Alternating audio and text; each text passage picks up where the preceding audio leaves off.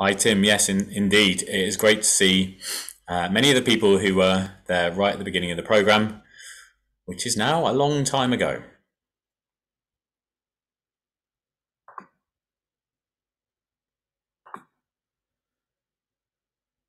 Okay, well, I think we're now at the point where we can actually kick off. So to make sure, as I said, we've got a lot to get through today. So let's do that. So I am Tris Lumley. I'm Director of Innovation and Development at NPC. And my role today is chairing the event, but yeah, essentially trying to make sure that everyone that we have speaking and representing different aspects of the program today is able to share their perspective on the program, and that we get through what is quite a lot of content in the time that we have available. As I said, it's been a very collaborative program throughout. I'm delighted that so many people already I'm seeing in the chat who have been involved in the program are able to join us today. And we really hope that as a celebration of the program and a celebration of that collaboration, that everyone can get involved today. So before we kick off, just want to say that we have a poll so that we can let everyone know how you've been involved throughout the program. So if it's possible to get the poll up now, hopefully everyone can see that coming up in front of them now. And so if you could just let us know, hopefully it's a fairly straightforward question to answer, although it may be that actually you've played a number of different roles throughout the program. We will come back to that in the Q&A, but it's lovely to see everyone's different involvement in the program. So who am I and what is the program? For anyone who doesn't know Inspiring Impact so well, this is a celebration of a program that is now 10 years old. It's a collaborative program that we kicked off in 2012, hence the celebration this year, but we started working on actually before that in 2011. And the aim of the program was to support the development of impact practice throughout the social sector, so throughout the charity and voluntary sector. It's a real privilege for me to kick things off today, as I guess I helped to back in 2011 and 2012.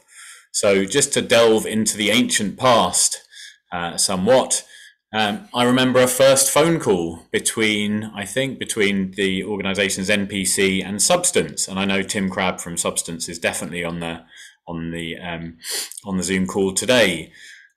Someone important in government had decided that there should be an impact summit. As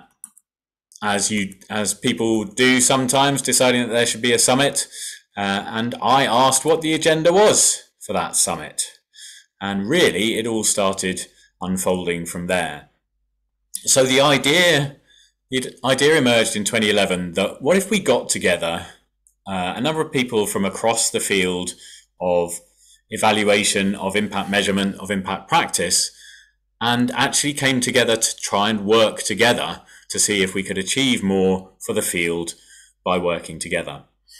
I personally at that time was somewhat frustrated by often the different organisations, and NPC very much part of that, saying, look, charities, you should measure impact, but do it this way, not that way. And I think often confusing people as to what we were really saying. So a number of us came together and felt that if we could speak with one voice, that would help practice to move forward in the sector. That would help organisations that were trying to make improvements in their practice to do that better, and to build a big tent for everyone rather than to be exclusive about that. So collaboration was central right from the beginning. And I have to say that was building on the pioneering work of evaluation specialist organisations, so charities evaluation services before NPC, Evaluation Support Scotland, who were a partner in the programme right from the beginning, and working with key partner organisations and membership organisations like NCVO, Wcva, and the Association of Charitable Foundations. But it was also always a collaboration with practitioners. I I don't think Tamsin will mind. One of our speakers later on, Tamsin Shuker from the National Lottery Community Fund, was at that point a practitioner leading the work on impact practice at Citizens Advice, and so was one person among many who helped develop many of the shared resources that came out of the programme, like the Code of Good Impact Practice, the tool Measuring Up, and the funders' principles around impact practice. So many of you are here today. That's marvellous. We wouldn't be here without you and the contribution that you made to the programme as such a collaborative enterprise. So we came together to plan 10 years ago, and we developed a long-term programme. We thought it would take 10 years. I think we were somewhat ambitious in what could be achieved in 10 years, and yet at the same time a lot has changed, and we have played as a programme a role in that. So there's always the old adage about we tend to overestimate what you can achieve in a short period of time and underestimate what you can achieve in a long period of time. So for my part, I'm really very proud that we have worked together for 10 years to improve practice in a sector that we all are passionate about, in an area of practice that I know we are also all passionate about. And maybe we're geeks in that, but we think that we're onto something important in a focus on impact. In fact, we know we are. So we're here to celebrate 10 years of the programme as a fundraiser as well as a practitioner. Part of that is celebrating the fact that it is a programme that lasted 10 years, because that's pretty hard to do in a world where you have to fundraise, particularly for work which is essentially about the plumbing of the sector, the infrastructure. But also, let's celebrate what's been achieved. Let's celebrate everyone's involvement over those 10 years. This certainly isn't the end of the programme. The work continues across the sector. We hope helped forward by what we've achieved as Inspiring Impact as a programme. And the resources continue. The work continues across partner organisations, through networks, through websites, through NPC's site, through NCVO's site, and others. So please do continue to be involved, continue to take that work forward. But that's more than enough from me. It's also about what I can remember about the start of the programme. So I'm now going to hand over we're going to have a session with two of the programme's chairs. And first of all, I'm going to hand over to David Carrington, who was the first independent chair of the programme. And when we were crazy enough to say that we were going to run this collaborative programme with lots of the organisations in the sector, actually we had some government funding in the beginning, and they said, well, who's going to chair this thing and make sure you all work together? And when I said David Carrington, then everyone said, that your steady hand was seen before the programme to play a role, but also helped us all to work together and helped me immensely in learning lots about collaboration. So David, over to you. Oh, thanks, Tris. And I'm delighted, slightly amazed to be part of this celebration.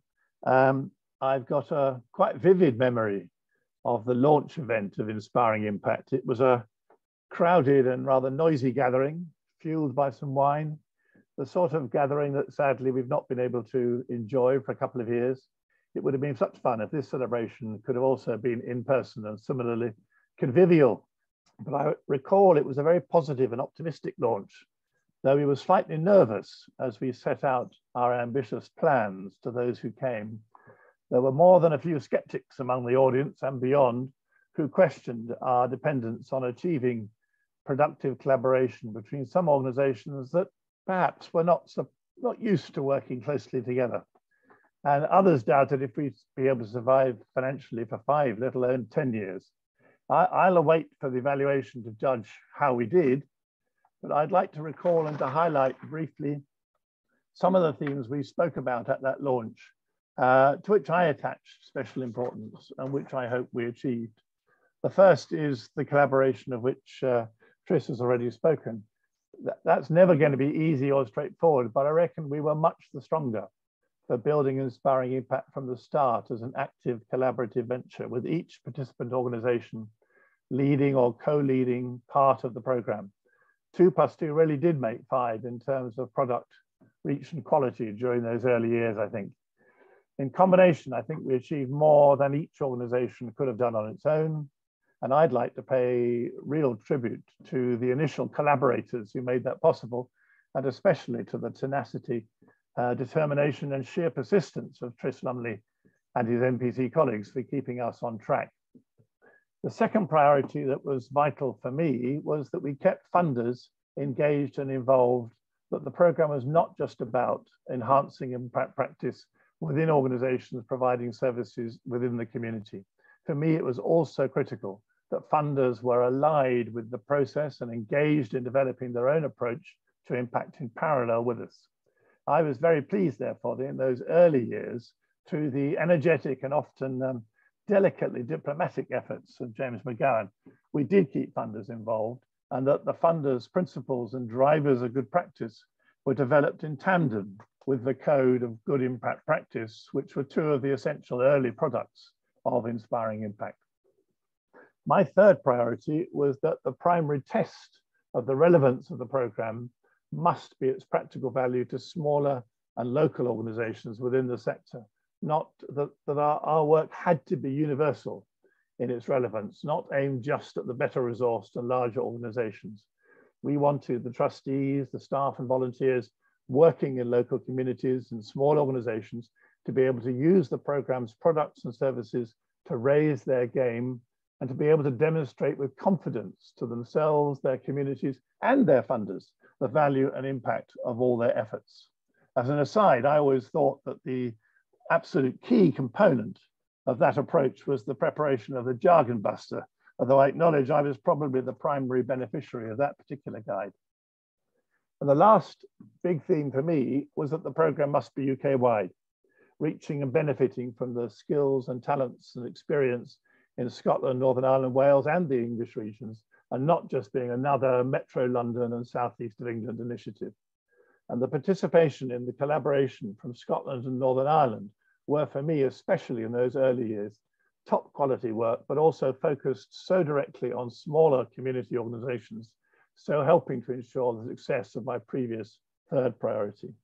So I was only involved in the early years, but I enjoyed it hugely. Indeed, I was inspired by what was done.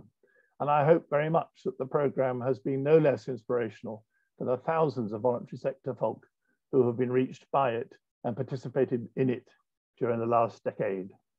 So back to you, Tris. Thanks, David, for that marvellous perspective from the earlier years of Inspiring Impact. Now I'm going to hand on to Sally, who's been the programme's most recent chair. Sally, can you share some of your perspective, please? Of course, thanks, Tris. Hi, everyone. Firstly, I want to thank all those who've supported the steering group along the years through Impact for Growth and Inspiring Impact. So many people over the years have given up time and expertise to support what at times has been really challenging and other times exciting and evolving.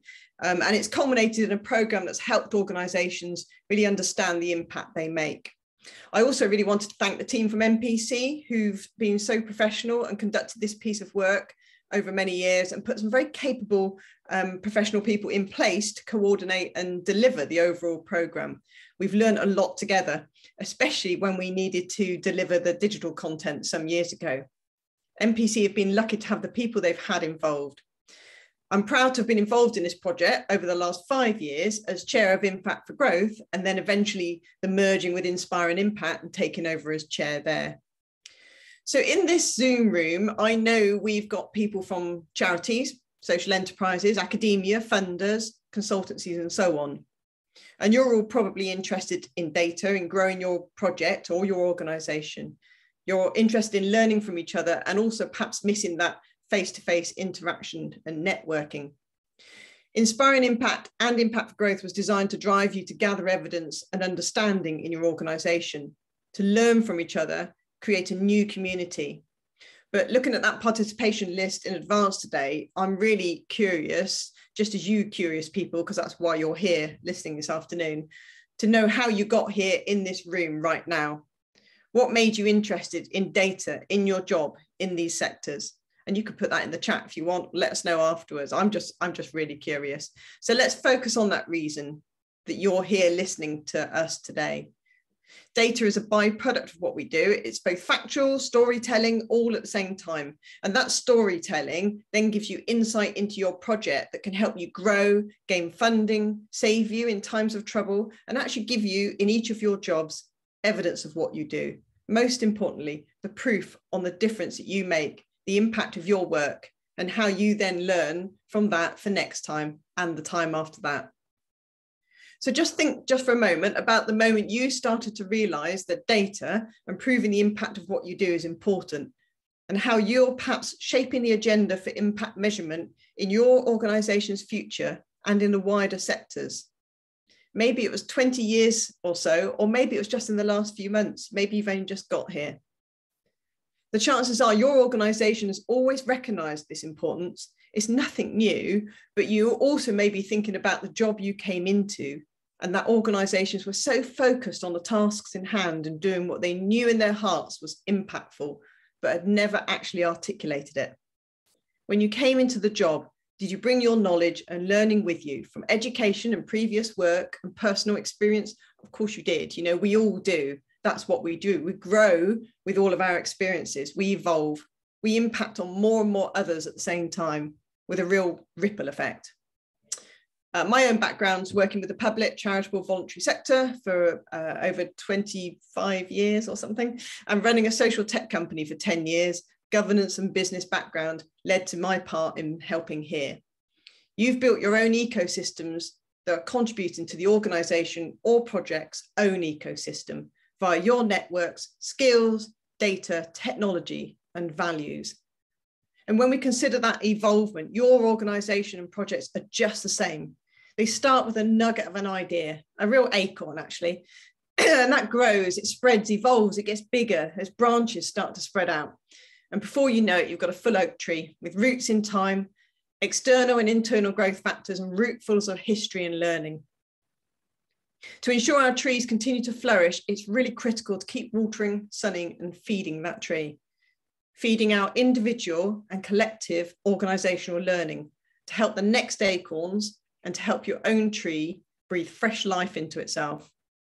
So it's whether it's you who you see as that oak tree or starting acorn or sapling, or your organisation, there's a story behind you and how you came to be in this room today, this Zoom room, just as there is on your project. That story is built on facts and understanding how you and your organisations are working successfully, making a difference and continuing to grow. You're all oaks in your own right. An oak based on deep rooted stories, making a difference and with an awful lot of power within each of you. Thanks, Tris. Back to you. Thanks, Sally, for that delightful and inspiring reference. I have the image of learning as an oak tree in my mind. And Sally and David, if I can ask you to both come back on camera and let's have a little bit of a chat as two chairs of the programme. And maybe we can start with learning, because Sally, you talked about this as learning. I think impact practice, I just saw a flash across the screen in the chat, someone talking about impact practice as often being seen as mysterious. And yet what we are talking about is learning here. So maybe you could share some of the key things that you feel that you've learnt from your involvement in the programme. And as we go through the session today and as we get into the Q&A later on, maybe we'll get a bit of a flavour of, you know, the so what next. But maybe you could start with a personal reflection of what you've learned. So Sally, do you want to kick us off? Yeah, sure. So what I've learned is that people are really deeply committed. You know, I knew people were committed to their organisations, but people are really committed to listening and sharing. Much more than I'd realised. I don't think I've been involved in something cross-sector as much as this particular programme, where people genuinely heard each other and listened and cared about what was happening. So I would say that's probably the thing I've learnt most, you know, that it's really possible to have that collaborative stuff that everyone talks about. It does happen. Yeah, absolutely. And maybe that's a flavour of the kind of community of practice that we're all part of. And I know that some of the participants, some of the people here would say directly that, you know, their work is about leading communities of practice. So yeah, it's lovely to hear that reference to sharing. David, what have you learnt? Gosh, well, I think there were two things that were probably lurking fairly heavily in my mind when I got joined in. One was I was fed up with funders demanding of organizations that they reported in ways which suited the funder, which was usually intolerable, time wasting, and difficult for the organization. So I was very keen that we should try, and I think we did, and I learned from the process of trying to argue for it, that we develop systems of helping organizations keep an eye on what they were doing and learn from it themselves and share that learning with their funders. And that just changed the balance, it seemed to me, I hope anyway. Learning how to do that was difficult because the funders controlled so much of the agenda, and we had to work hard to try and change that. And the other thing I think is that, and it goes back to that comment in the chat about things being mysterious and difficult, the power of the story will never, for me, be anything other than huge. And the thing that was so nice about Inspiring Impact was we tried to find ways of enabling organizations to tell their very powerful story, but also to support it with what, in a sense, now I suppose would be called evidence, but actually to give some robust backing to the stories they were trying to communicate within their communities and to their funders and to themselves, to actually tell the stories to themselves to persuade them how important their work was. Yeah, all of which feels like it brings us. These are themes that are very current. Then they're absolutely very, very current around the power dynamics that I think funders also increasingly recognise, and many are trying to work very actively to do something about and to be more equitable in their practice, and at the same time that. So yeah, we're involved in conversations about trust-based philanthropy, and at the same time still impact practice, because I think all of us in this gathering, it does feel like it would be lovely if we could do this in person. So let's hold that thought for another time. I'm seeing some of the chatting going on in the background between people who haven't seen each other for ages, which is lovely.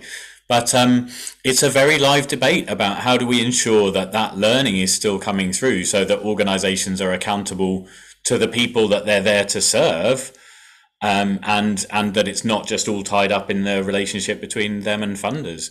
And David, I know you were writing on this stuff, 10 years before, maybe 10 years, maybe 5 years before the program started, on what funders needed to do to think more about outcomes and to support organizations. So I fear it was even longer than that. I remember distinctly when I was running a foundation, having a trustee telling me that they wanted to know the impact of our funding and trying to persuade them that was not the right question, that what we had to talk about was the impact of the work they were supporting.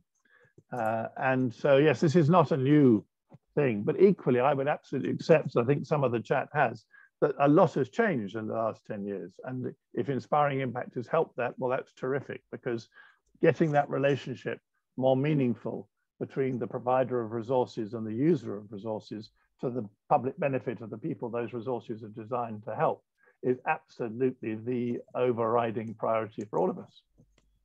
It is indeed. And I think there's a shared belief among all of the people who are at this event today that there are certain types of practice that help us to ensure that we are living up to that high standard as much as possible and serving that purpose. Sally, can I bring you in for a thought there before we move on to think about actually what has the programme achieved in its evaluation? So just one thought I wanted to add was it really does touch everybody in the organisation, which is why I was talking about the acorns and so on, because people always talk about boards and the trustees, they want this, the CEO wants that, but actually it does impact on absolutely everybody, and trying to get everybody to understand the importance of them understanding what the difference they make.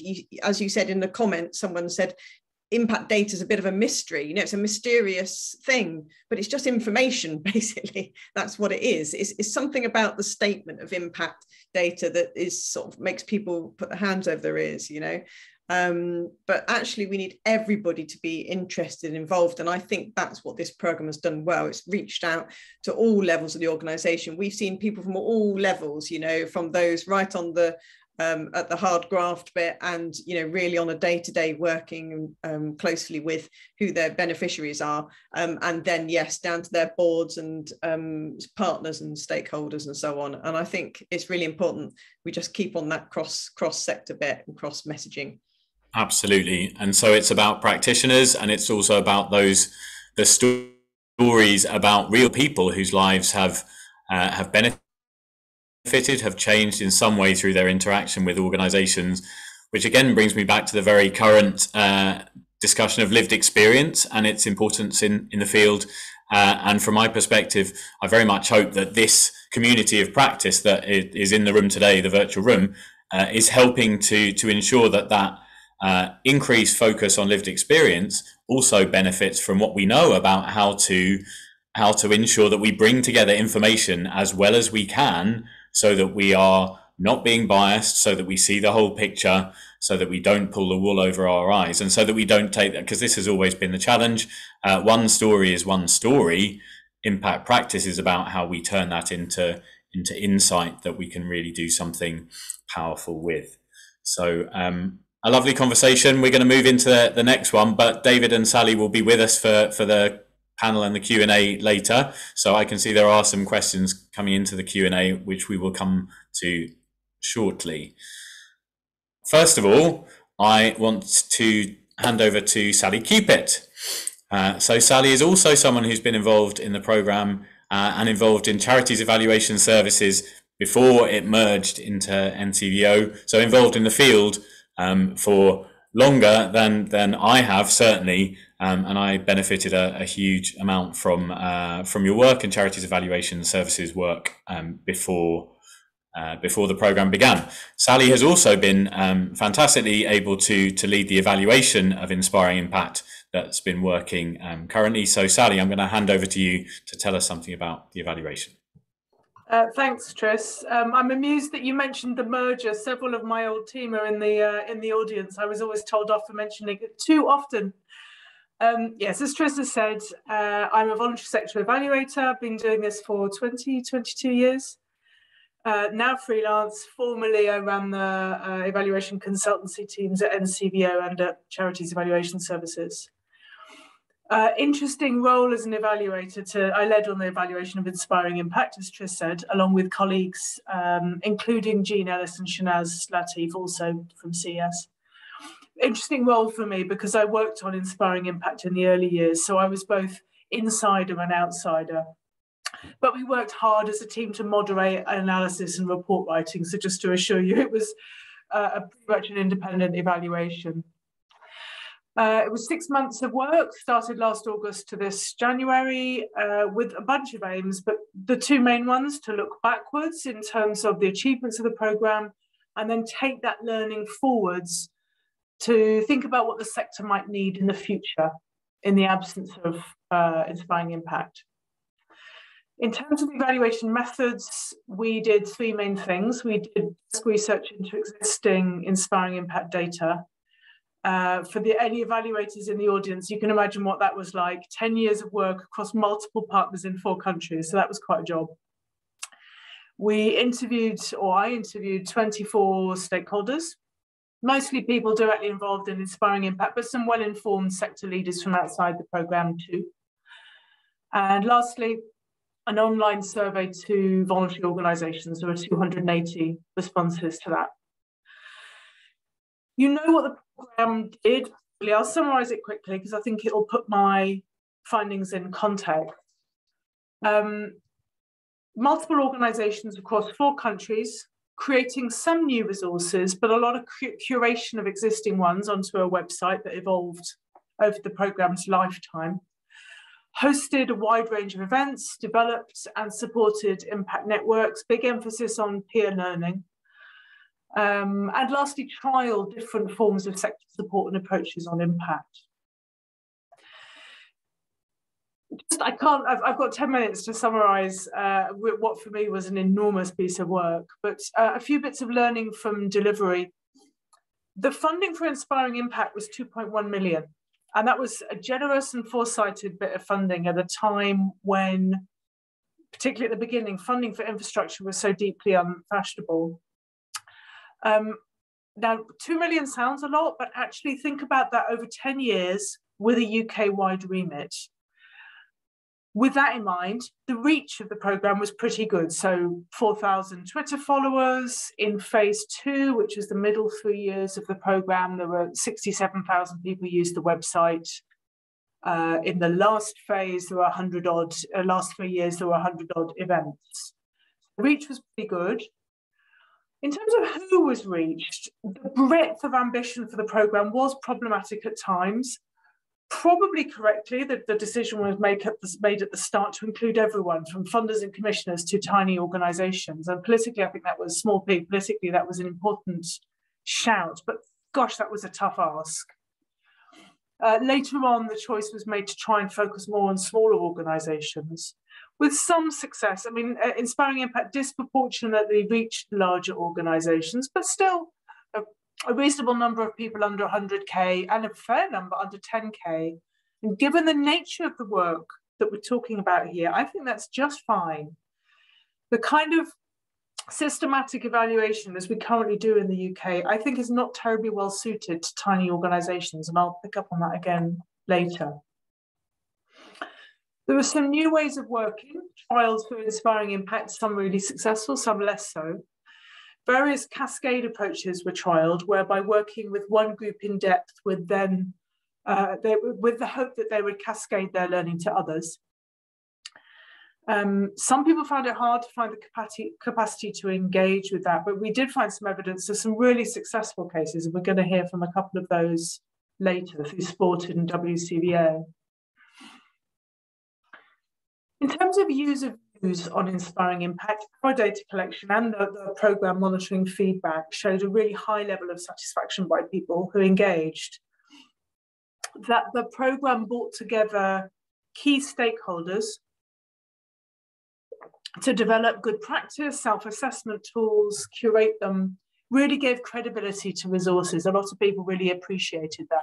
And actually, incidentally, a byproduct of the programme was kind of increased consistency in approach across those key players and some much better joint working, which sounds quite navel-gazingly, but actually it's important that you have the key players talking a lot, getting on, using the same language. I think that's actually a really good step.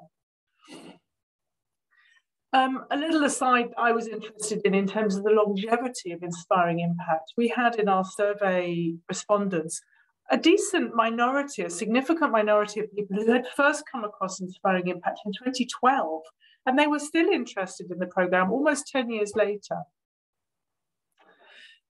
The challenge of this broad audience was really played out in terms of trying to meet the needs of two distinct groups. So the people very new to impact work, and then the people who were really advanced and wanted expert content.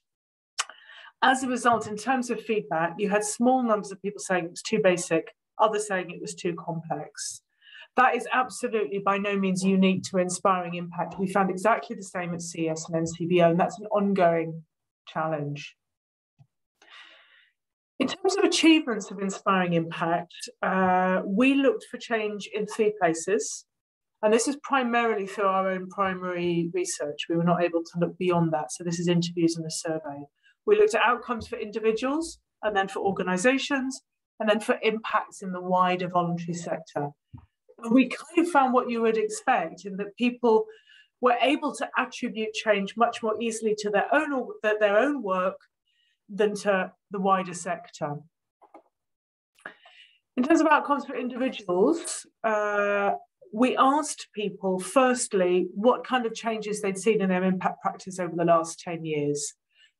The majority of people, not all, the majority said that there were positive improvements, some of them quite strong improvements around access to resources, their skills, their motivation to improve, sharing, learning. A small minority attributed that to solely or mainly to Inspiring Impact, like 5%, I think. A few said it wasn't to do with Inspiring Impact at all, but the majority, 64%, said that our impact practice has improved, and that's at least in part due to Inspiring Impact. So as was anticipated at the start, Inspiring Impact was part of an ecosystem of impact support structures. We did find some examples of people saying, this has massively transformed my work over a long period of time. And I think the sharing of learning thing was interesting. I think there was more of that going on than we'd anticipated, not just from people who've been very closely engaged with the programme, but also the wider voluntary sector saying, no, there's been improvements in how I share learning. So this idea of peer learning really rippling through. In terms of outcomes for organisations, again, we asked people about what changes they'd seen in the last 10 years. And most were reporting improvements in their ability to plan, do and use evaluation and impact work. 2% said that was entirely due to Inspiring Impact. About a quarter said it was nothing to do with Inspiring Impact. But 46%, so a little bit lower, but still quite high, were saying that those changes were in part due to Inspiring Impact. Particularly good kind of early data, not deep stuff, but nuggets of information around the effects of Inspiring Impact on infrastructure, some of it intentional and some unintentional. A lot of freelancers and consultants saying, I've come back to this again and again. And actually, I think that's quite significant in terms of going forward and trying to improve the quality of impact support practice. We also asked people about changes in the wider sector, so impact culture, funding practice, that kind of thing. Perhaps unsurprisingly, most people were reporting increased levels of understanding. Impact was becoming more the norm, better support from leadership. But people really struggled to say whether or not that was due to Inspiring Impact. Some felt strongly it was, that was a minority. Most were like, yeah, they probably had an effect, but we're not sure. Very hard to attribute change to Inspiring Impact amongst the whole other kind of ecosystem of people working in this sector, not least all the partners who had rightly been chosen because they were already working in this sphere. Thankfully, I haven't been timing myself. I've probably gone over. I'm going to finish in a couple of minutes or in a minute or so. Tamsin is going to pick up from me later and talk about some of the future challenges, but I wanted to pick up two that she might not do that I thought were important from my own perspective. In the absence of something like Inspiring Impact to coalesce around, how do we maintain the quality of impact support? If the sector still needs help with impact, there's lots of people to do that. I think that's uncontroversial, but who coordinates those people, who supports other generic infrastructure, and who quality controls that to make sure that is decent support? Last but not least, I mentioned this before, this idea of meeting the range of audience needs. I've seen this through my own practice in the consultancies I've worked in. There's a widening gap between rich and poor. We've still got an awful lot of people who, to quote one of my interviewees, couldn't tell an outcome from an orange. But then you've got people who, without consultancy support, are doing amazing evaluation. We need to meet both those needs and the ones in between. We're probably going to need some form of impact light, evaluation light, and we certainly need stronger evidence from large samples about what's needed for whom, in what circumstances, and in what stage in their impact journey. Thank you.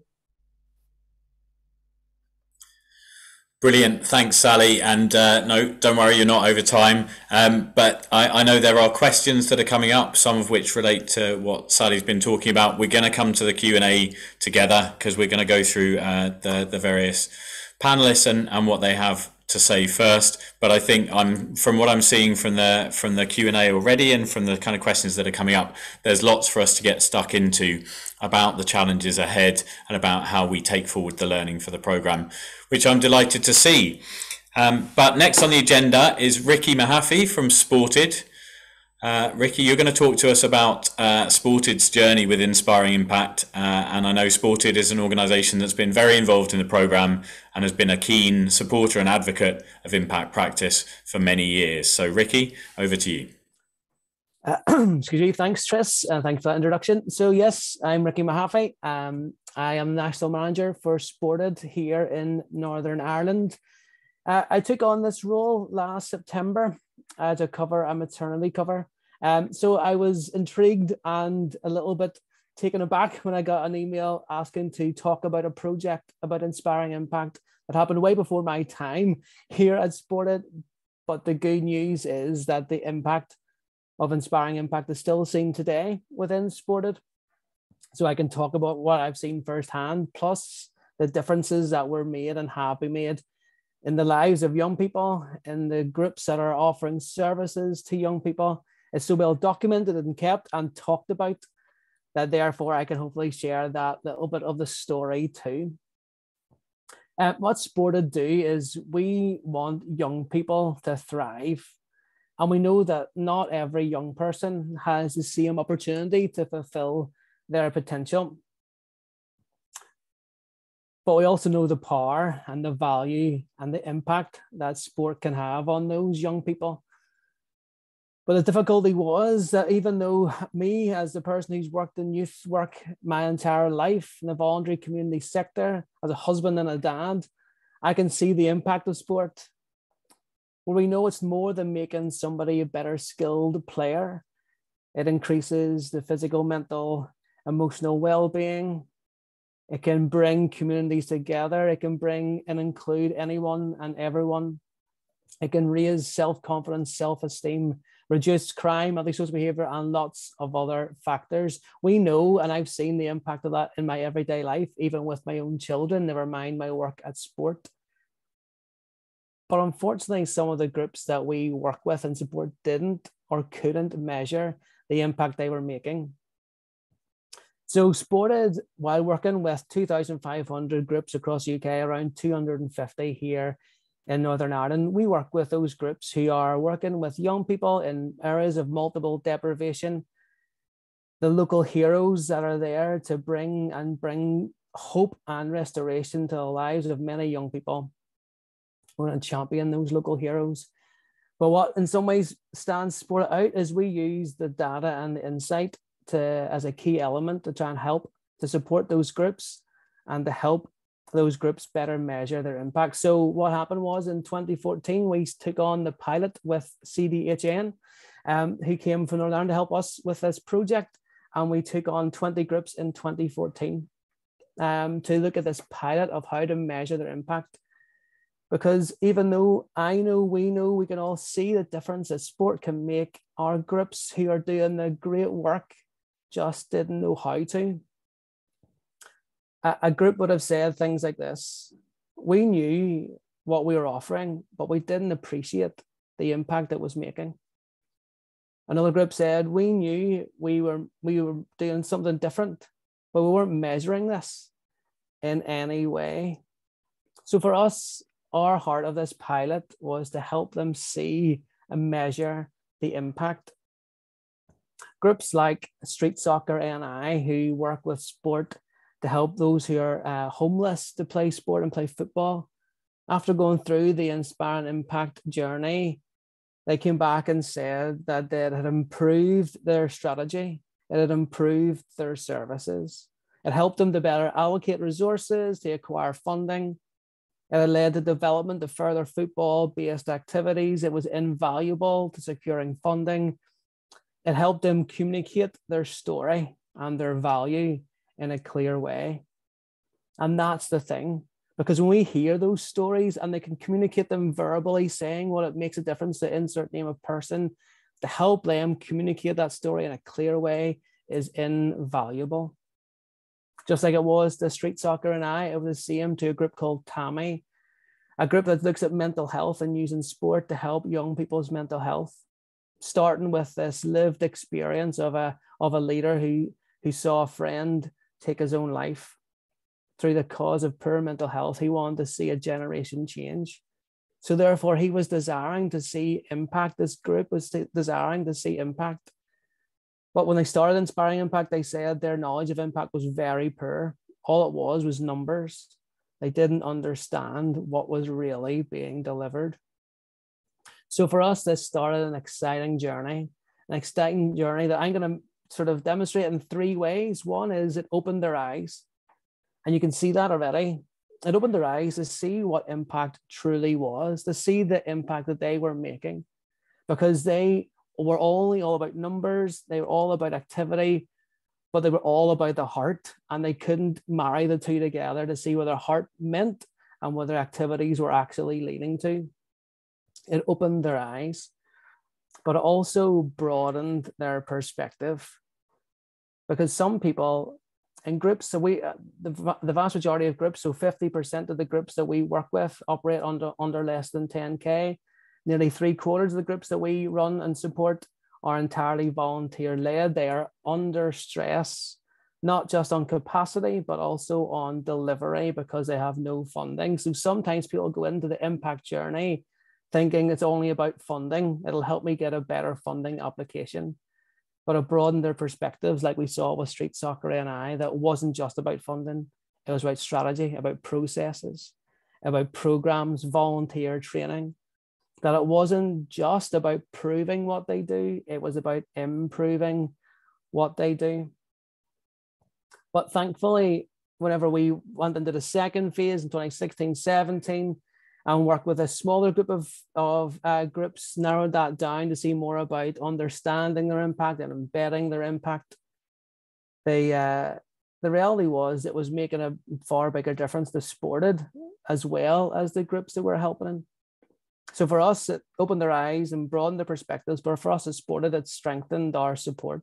We use that data and insight to better care and support for them. So now it's part of our learning modules. We have a Sported hub where we direct the groups to. We have modules there to help them see with their impact practice and impact journey. But more than that, every project that we take, every project that we run within Sported in the whole of the UK, runs through the theory of change model, trying to measure our impact from the very start, because we know the value of impact, to try and measure what we do, to try and tell the story of Sported, but to better tell the story of that grassroots hero who is doing the work, laying out the bibs, caring for the young people, making a difference and seeing them thrive. Because whenever we do that, it helps them to be able to share their story.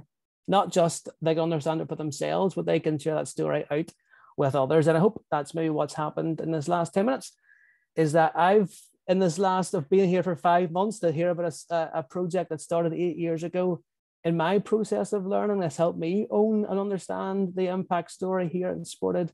But even through that learning, I can share that with others, you on this webinar, to see the difference that it's making here in Sported and the difference we hope it makes in the sector across Northern Ireland. Because even as the movie Belfast recently has shown, the impact of things in a country can be vast and longer lasting. And we want groups to see the difference that they are making, to learn, to improve and prove what they are doing. So it's been a great journey, and thank you for that. And that's me finished. Thanks so much, Ricky, for bringing to life impact practice, I think, and really bringing it into practice and grounding it in practice and real lives. It's so important, and you've done a lovely job of that. So thank you very much, and join us later on in the Q&A. Right, next up in our lineup of stars, I'm going to hand over to Mayor from Wcva. And Mayor, I think you're going to bring in Mike at some point in your talk. I think you're going to share some slides as well. So Mayor, over to you. Good afternoon, Prynawn da, everybody from Wales. I'm just going to get my slides up. Sorry, I had to be different and bring some slides, didn't I? Let me just get that. Wow, does this thing where that's in the way? There we go. Okay, so I hope that my little talk today will bring to life a little bit the experiences of a delivery partner on the Inspiring Impact project. So just quick introduction to Wcva. If you don't know us, we are the national membership body for voluntary organisations in Wales. So we're the sister council of NCVO in England, for example. And our purpose is to enable voluntary organisations in Wales to make a bigger difference together. So you could say that impact is written into our own purpose there. Let's go to this. Okay, so Inspiring Impact in Wales. I want to tell you a little bit about our journey. We've had a wonderful time delivering the programme here. I want to tell you a little bit about our achievements, the legacy, and hopefully what the next steps are going to be. And I will be sharing a few rather grainy photographs, which I've taken on my phone over the last few years. So apologies in advance for that, but hopefully it will give you a flavour of what happened. So this is our own Welsh logo for Ennyn Effaith, which is inspiring impact in Welsh. So we were a little late to the party in Wales. We joined Inspiring Impact in 2017 and took on the role of the peer network lead for Wales in 2018. This was a new stream of work for us at Wcva. There's a picture there from our very first Inspiring Impact event in March 2018. Honestly, I don't really think we knew what we were doing at that event, but we did it with tremendous enthusiasm. And I think that enthusiasm has become a hallmark of how we have delivered the programme here throughout the last 4 years. We realized very early that we couldn't do it alone. So, I mean, as has already been mentioned, this has been an incredibly collaborative program with, people across 4 nations working together. And I think we've replicated that in Wales. It's been extremely collaborative here too. We've worked with many organizations and individual experts, but I want to mention 3 groups in particular and say thank you to the Co-Production Network for Wales, who have just championed impact here. My local county voluntary council partners in our wonderful Third Sector Support Wales network, who took part in one of the dissemination projects that Sally mentioned and really picked up the impact mantle locally and ran with it and upskilled themselves. And Data Cymru, an organisation that supports organisations in Wales to use data more effectively and have been a key partner in the development of the incipient community of practice, which I'm going to mention a little more later. So our journey, we got going in 2018, 2019. We got out on the road around Wales. There's a picture there of me delivering a lightning talk at the Co-Production Network for Wales conference, which was really quite terrifying. And there's another picture there of an event that we held in a small community centre far out on the end of West Wales. We also got around to Bangor in the north of Wales. We got out to Powys in mid Wales. We got into the South Wales valleys. We had a wonderful time working in partnership with the local county voluntary councils to deliver those events and meet organisations. And we heard from so many organisations that were just doing fantastic work, those grassroots heroes that Ricky just mentioned. And I think there are stories there that are, that stay with me now about the fantastic work that they were doing and the impact that they were having. So that was great. And then, of course, in 2020, COVID hits us and we have to move everything online, which actually, ironically, enormously increased our reach. And I think in a strange way has really increase the success of the program here. So I think that's one of those strange things, one of those strange side effects of this situation that we've been in. So some achievements. We ran 34 events over the 3 years. We went from 5 in year 1 to 19 in year 3. We had almost 1,000 attendances at events. Almost 600 of those were unique, which shows that we had a lot of repeat visitors, which is fantastic and it is exactly what we hope to see. And we reached around almost 500 individual organizations. So very successful from our point of view, and certainly a popular piece of work. There's a lot going on beneath those stats, as I'm sure you can imagine, all sorts of things. We, for example, in the final year, we ran 7 practical webinars, which were intended to support those more beginner organizations that have been mentioned, because we really identified this issue with the different levels of audience that has already been mentioned several times. And we also ran 5 quite advanced events for experienced practitioners and organizations in partnership with the Co-Production Network. And that enabled us to have those more difficult and in fact quite often quite challenging conversations about evaluation and impact practice. But there was one event which I think has had the biggest role in shaping what I hope will be the legacy of Inspiring Impact in Wales. And it's quite a small event that we held in February 2019, a face-to-face event just before lockdown. And we held a community of inquiry in partnership with Swansea University, the Co-Production Network, and our friends at Data Cymru. And this event brought together voluntary sector practitioners and public sector practitioners to talk about evaluation, how we could do a better job of working together to evaluate services. And it was an event that posed far more questions than it answered. It was an event that focused more on the intangibles than the tangibles. But I think it also laid the groundwork for the potential for a learning community and possibly a community of practice that needs to be developed. And I just want to pause here for a moment and say an enormous thank you to my colleague at Data Cymru, Leanne Teichner, who I know is here and have seen is chatting away in the chats. And Leanne has been absolutely instrumental in moving this work forward. So I just want to acknowledge that and say thank you to Leanne for keeping us on track with this and getting us to where we are. So I now want to hand over briefly to my colleague from the co-production, Mike Korsoren, who is going to say a little more about the community of inquiry. So I will just turn off my camera for a moment. Thanks, Maya, and hi, everyone. It's really good to be able to be part of this today.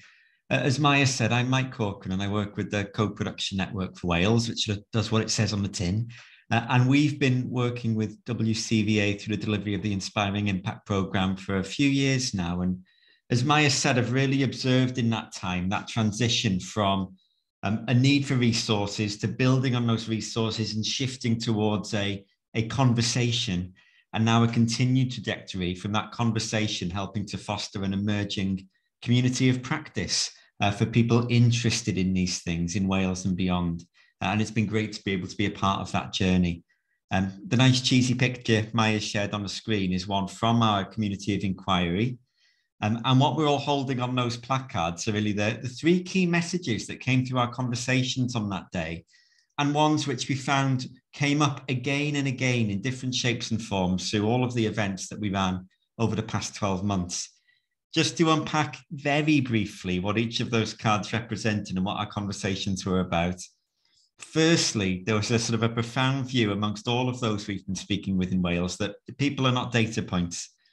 As evaluators, we're not primarily interested in numbers. We're people. We're interested in human beings and their lives. And every time we have a number on a chart or a point on a graph, it represents a person with a life and a family and a belief system and values and things which are important to them, and challenges in their lives and opportunities in their lives. And as evaluators, it's incumbent upon us to be ever mindful of the richness of human experience that lies behind every single data point. And that's a responsibility we have to carry. And it's a great gift and a great opportunity for us to be able to work with people in that way. That second point of being creative that Nick Andrews is holding up for a card in the photograph is really about the point that there is no conflict between having high quality evidence and a high quality experience. I suppose the sweeping generalization would be the misnomer that one could say, well, I know this evaluation's a bit dry, but we need good quality here, so we're just going to have to fill it in like this. Whereas actually there is such a plethora of great material out there, so many methodologies we can draw upon. And again, it's incumbent on us to make sure we're using the methodologies that are the right fit for our needs and our communities, and applying them in a way which is creative and meets those needs of our communities to make sure that everything is accessible. And we have to be creative people. Again, perhaps there is a misnomer that if you work in evaluation and that if you work in impact measurement, somehow it's linear and it's narrow and there is no scope for creativity. My experience is the opposite. It's highly creative work. We have to translate the robust methodologies into mechanisms for delivery, which are meaningful to everyone involved. And thirdly and finally, as Maya and Leanne are holding the placard in the picture, it's about the fact that this really matters. We can make a real difference through our work. One of the ways we sort of phrased it through our conversations in Wales was that we are condemned to have an impact, whether we like it or not. The opportunity to ask people for their input, to listen to their stories, and to tell us how they feel, to tell us how they would like things to be better in the future, and to help to facilitate those changes being brought about for their lives. That's a huge opportunity. That's a huge gift we can bestow upon people. And when we do it well, We can put a smile on faces. We can empower people. We can give people a greater sense of efficacy and citizenship and self-worth. And we can actively enhance the impacts that we're there to evaluate and measure. If we don't do it well, at best, we slightly irritate people or we bore them. At worst, we disempower them. We miss the opportunity to involve them and bring them into the conversation. And so we haven't done all that we could. For me, whenever involving someone in my evaluation can mean that they'll have a better day than they would have done otherwise, then that's a pretty good reason to start thinking about how I can involve them and do so meaningfully. So these 3 points, that people are not data points, that we in impact evaluation are creative people doing creative work, and that we have the gift of empowering people and having a positive impact on their lives through our work. These have been recurring themes through our community of inquiry and ever since when we've been on this journey in Wales. But I'll hand back to Maya at that juncture. Thank you, Mike. I'll just stop the share. Thank you so much to Mike and to everyone else who's been commenting. So just very, very briefly, just to sum up, what have we learned here? A lot, obviously. It's been a tremendous learning journey for us at Wcva and the other organisations. And I think, you know, the point about the different audiences is key, I think, and that is something we will be taking forward. But I think we've also learned organisations, so they need a mixture of support. We need the leaders in the room because the leaders are making the decisions about the allocation of resources and time for this. We need peer learning. We need those opportunities to share, to learn together, to challenge and to be challenged. Evaluation should empower, not constrain organizations and people. It is an opportunity for organizations to upskill themselves and to develop critical thinking. Digital is going to be key, I think, as we move forward. And as challenges become more complex, so too more new solutions will be needed. So what next? As we've mentioned, we are hoping to develop our own learning community. We will be mainstreaming the more practical support into our resilience work stream, and my colleague Sian is here today who will be helping us do that. We are excited about the future. I want to thank Inspiring Impact for the opportunity to be part of this. It's been wonderful. We've really enjoyed it, and I think it has had a really positive impact in Wales. And I hope that we will stay in touch and continue to have communication as partners across the different nations as well. Absolutely. Thank you, Maya, and thank you, Mike, for that fantastic perspective. In the interest of time, I'm just going to hand straight over to Tamsin before we get into the Q&A. I will preface that by saying that funders have had a few mentions in the Q&A and in the chat. That's perhaps not surprising. So not that you have to solve all of those challenges, Tamsin, but it's over to you for a little bit of your perspective and the National Lottery Community Fund. Thanks. Thanks ever so much, Tris. So hi, everybody. I'm Tamsin Shuker. I'm the Senior Head of Evaluation and Research and Customer Insight, basically all things evidence generation at the National Lottery Community Fund. And for those of you who aren't aware, the National Lottery Community Fund is a large funder. We distribute a proportion of the lottery good cause money across all of the UK to VCSE organisations. And our ambition is to enable people and communities to thrive. In the last 5 years, to give you a sense of scale, we distributed 3.4 billion via 72,000 grants, and almost 60,000 of those grants were small, so they were like under £10,000 to grassroots community organisations right across the UK. But our larger grants, of which Inspiring Impact is one, are those where we're looking to make a sustainable change around policy areas or sector support. And to that end, we funded Inspiring Impact £1.5 million over the last 10 years. It's one of our longest running grants. And as outlined already, that grant enabled that development and curation of guidance and resources and developing shared measures and sector support and peer learning. But why did we choose to invest in Inspiring Impact and continue to choose to do that for such a long time? It's because as a funder, we recognised the value and importance of understanding impact as people have said, not only for proving, but for improving. But we also understood that it's an easy thing for a funder to ask of a charity to demonstrate its impact, but it's inherently quite hard to do. You know, a charity that sees its beneficiaries regularly will be able to develop appropriate approaches that would be very different to a charity that provides a one-off service, and a charity that supports change that is kind of a binary outcome that can be objectively assessed. You know, like a job being secured, will need to measure something really differently in a way that an organisation who's working around something that's subjective or on a continuum like mental health. And measuring those things that are intangible or priceless is tough and frustrating. And for all of those reasons, actually, that Mike so eloquently just outlined in his previous presentation about how people are not data points. And sometimes it can feel frustrating to think the funder doesn't get it. So, you know, we also recognised that as a funder, some of our well-intentioned ambitions to understand how our funding was enabling charities to achieve impact could be creating unhelpful drivers. So the dual ambition of inspiring impact with a focus on how to develop practical and proportionate approach to impact measurement was one that we wanted to support, as well as developing good practice principles for funders. Now, we could have decided to fund impact improvement through a few individual charities developing their impact and using them as exemplars, or we could have given an uplift to our existing grant holders, as many other funders do. But we felt exemplars wouldn't lift the base, and that funding those who are already lucky enough to already receive funding wouldn't necessarily be supporting everybody else. So what we were aiming for was to try to build sector capacity, and building sector capacity is actually also one of those concepts that's much easier said than done. And the challenges in building sector capacity are really threefold.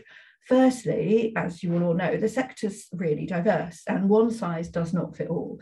And therefore, you know, everybody's on a different place of their impact journey, and people move around and everybody needs something different. Everybody might arrive at different times and with different perspectives or different drivers or different context.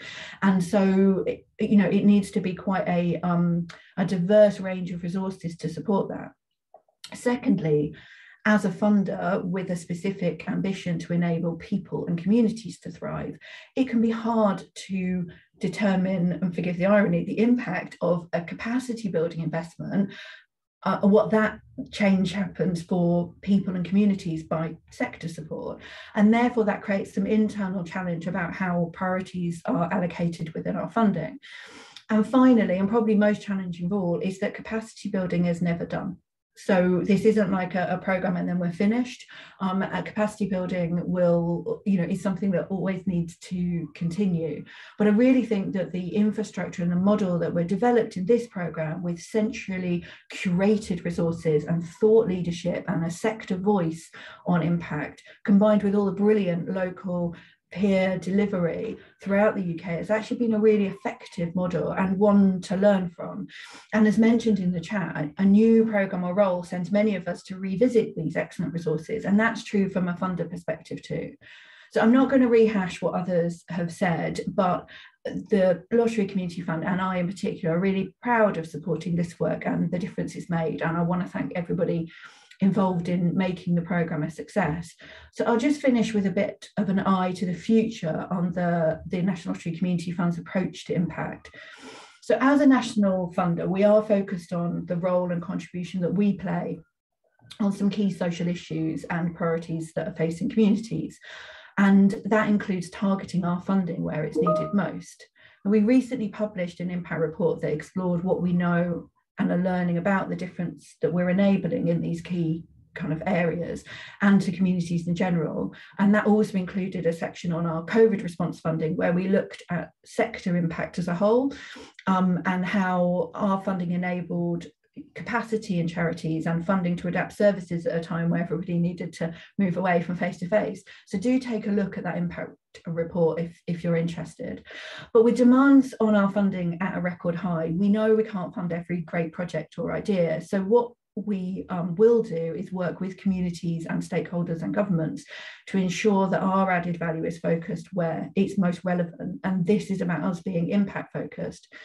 So to quote from a recent blog from our new chief exec, we know that the National Lottery funding changes lives, and we're committed to using our resources well so that our funding makes the greatest possible difference. And data and impact will inform our strategy. And as part of that, we're going to redouble our efforts to measure, understand, and share what works and why.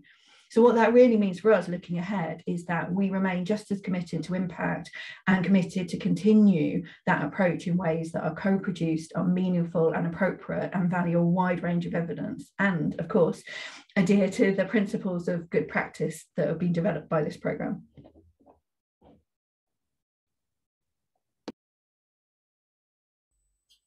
Fantastic, thanks Tamsin, and you caught me almost by surprise. Didn't quite have time to restart my video, but thank you. And remarkably, we've actually got through lots of brilliant speakers, and we're kind of on time, so that guarantees that we do have time to talk about questions.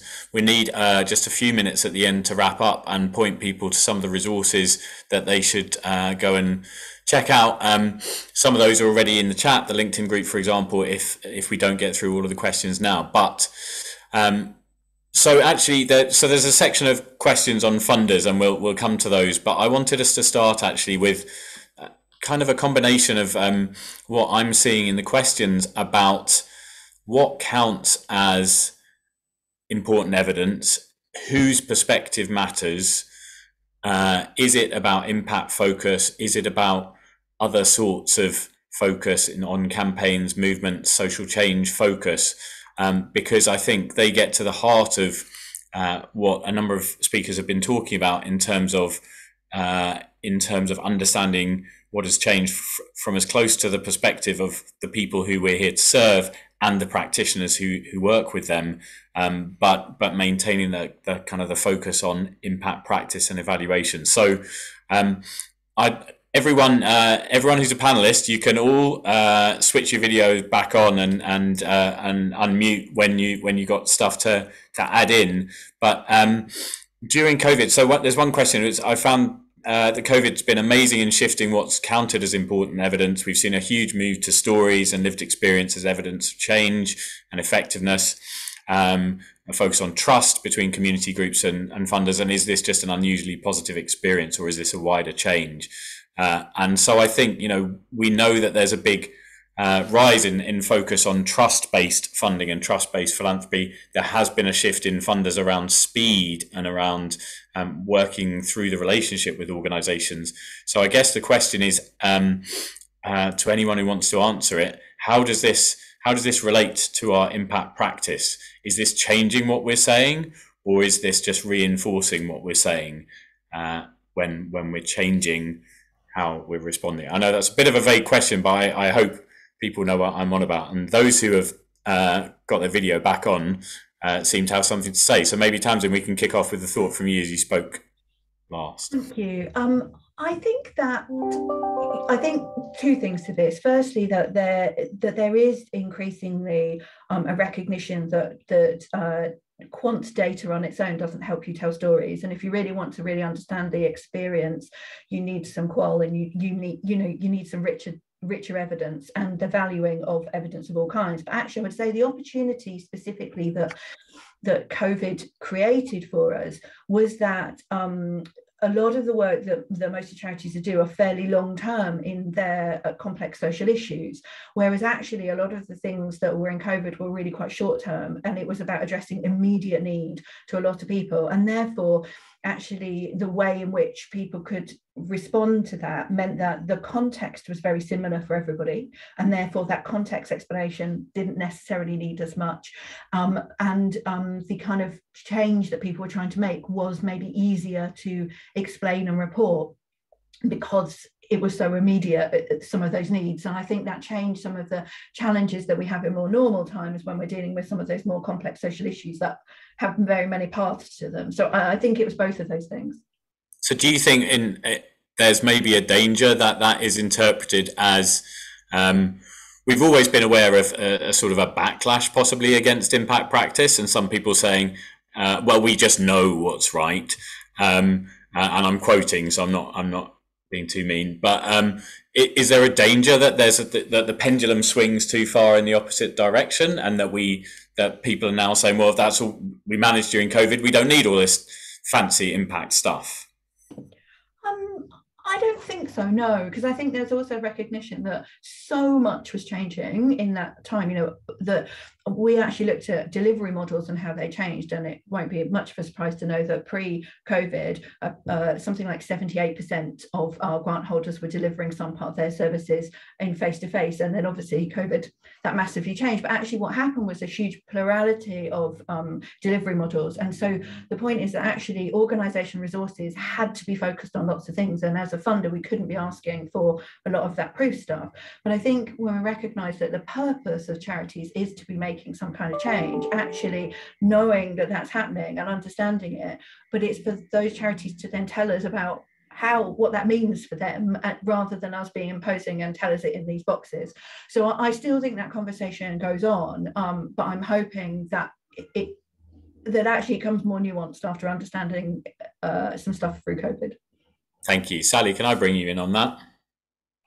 Sure. I think it's easy to overstate the role of COVID in this. For those of us who've been working in this field for a very long time, everything comes in swings and pendulums, right? So in the 90s, 80s, 90s, evaluation was all about stories. And then late 90s and noughties, it became very much, performance management and very quant heavy.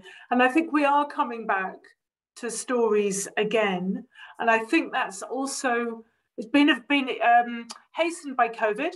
I think it's affected by the kind of distrust of experts and that's going on at the moment. And I think there's also a really clear understanding that we all thought that evidence-based decision-making was a thing, and the decision makers love the stats, and a few do, but actually what a lot of them like is good stories, well-researched and well-written stories of impact. Indeed, and it brings to mind the quote that I hesitate to say, and I can't remember who it's from, but a recent quote that it's no longer enough to be right in relation to evidence, which is a slightly different point, but in the change of the role of evidence in the world. But David, maybe you have a thought on this, but I also do want to now bring in the perspective of funders. We've had lots of questions saying, do you think funders now get it? Have we won the battle around organisations owning their own impact management? And are funders now doing what they need to do around impact practice? So maybe you started this journey before I did. What do you think? Well, certainly not going to try and answer that question. And I have to say, obviously, my current knowledge of the funding community is a lot less intense than it was 10 years ago, because I'm less part of it. But I do think it's always important to remember that once you've seen one funding foundation, you have, as the pundits say, seen one funding foundation. The variety of practice between funders remains huge. I do think, though, and if you look at the conversations that funders seem to have with each other now, that whether it's because of inspiring impact alone or part, I don't know, but certainly the conversation has matured, if that's the right way to describe it. I used to find funders spoke in a very simplistic language about what their funding was doing. It's become more subtle, it's become more nuanced.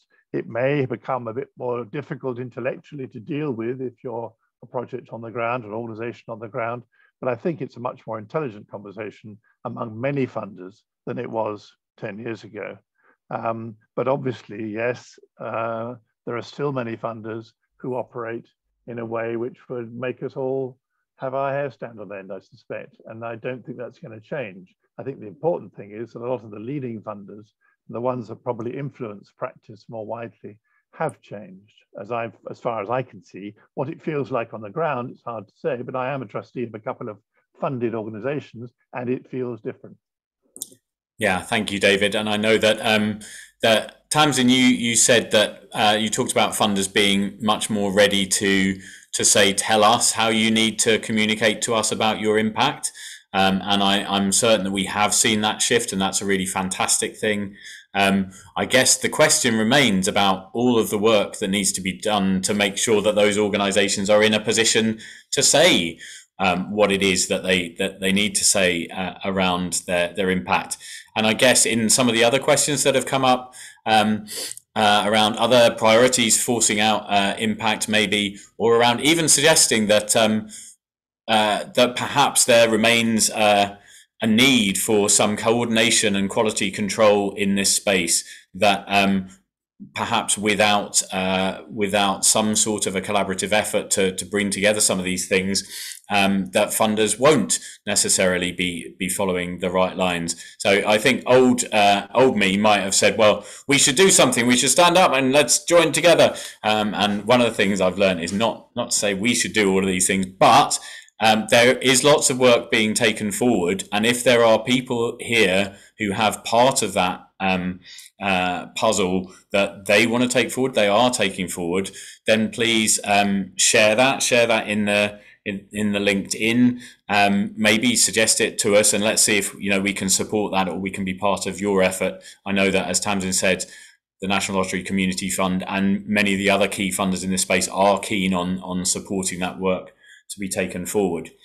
I am conscious of time and the fact that we've got lots of great questions, and I'm afraid we're just not able to do justice to all of those. There's been lots of contributions in the chat as well, but I have a couple of jobs that I have to do, which is to refer people to the stuff that is still happening. So there will be an evaluation report. Sally, the report that Sally has led, will be out in mid-March, and there will be lots more detail in that about what Sally has already shared with us. So please do keep an eye out for that. The website resources that have been mentioned, so they're not disappearing. Most of that content is being rehoused in what we hope is an appropriate place in different places. So NPC will be taking on some of that content around the impact cycle and data diagnostic, and in fact here we are. You see some of the new pages that represent the transition from Inspiring Impact to coming onto NPC's site. So there's a URL there, and there will be more details, including the links between the beautiful cycling reference, the cycle of good impact practice. That was the key all along, and I never saw we should put a bicycle in it. God damn it. So you'll find those pages there. You will also find that on NCVO's site, the measuring up tool and some guidance around theories of change will exist there. And as Maya said, there's continuing work there, continuing work among some of the partners, and so that will be taken forward both on websites but also communities of practice. So yeah, a lot of us are very fond of the tools that have been developed, and we want to make sure that everything that is most valuable is not only retained but taken forward. So there's that. There will also be events in the future. The many partners of the Inspiring Impact programme have already told you today how important relationships and community and networks have been for all of us. So lots of those are being taken forward. There are also going to be some open quarterly meetups, some kind of network meetings where this kind of community can meet, and there will be a focus to those. So there will be more information on the LinkedIn group. The link has definitely been shared in the chat, so do check that out. And the first is going to be a virtual event hosted by Social Value UK on the 27th of April, looking at the evaluation and some more details on that. What else am I forgetting? Well, I should also mention that everything's getting old. Inspiring Impact is 10 years old, NPC is 20 years old. So it's our 20th birthday this year, so do be on the lookout for upcoming events and blogs on all of that stuff, and maybe even some parties. Who knows? I'm not sure if parties still exist, locked as I am in my virtual box down here in Kent. There is also a survey, or there will be, which is marvelous. I'm sure there will be a link in the chat very shortly.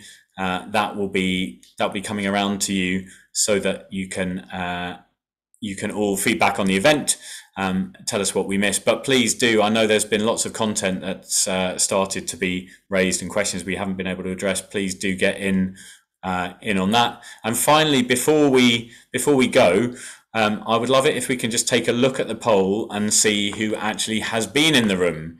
So I think hopefully everyone can now see that. We can see that we have a real range, actually. We've got partner organisations and lots of them.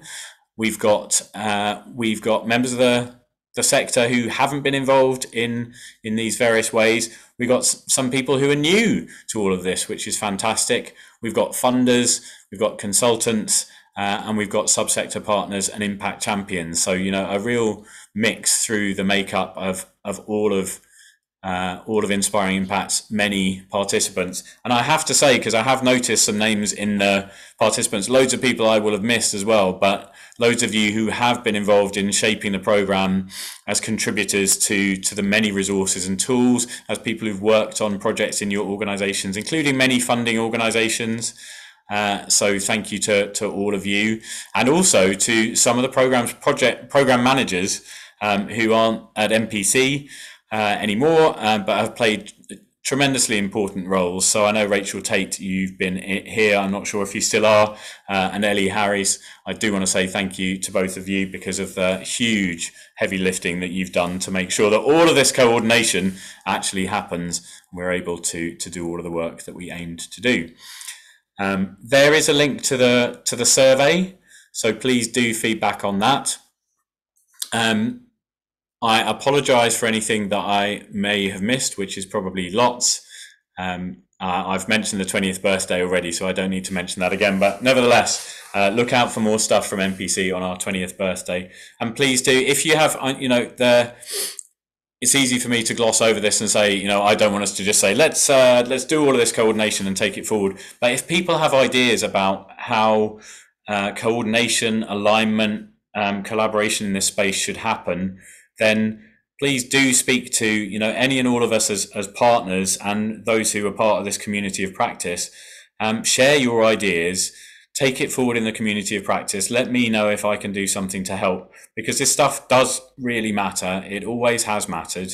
And I think the last 10 years have shown me that if we work together, we can achieve a lot. Maybe not everything that we thought we could at the beginning of the 10 years, but I think, as always, we can set our sights, you know, ridiculously ambitiously high, but then know what the practices are that will get us closer to those goals every single day, and just keep working on those practices. So I know that you are all practitioners at heart, you're evaluation practitioners at heart.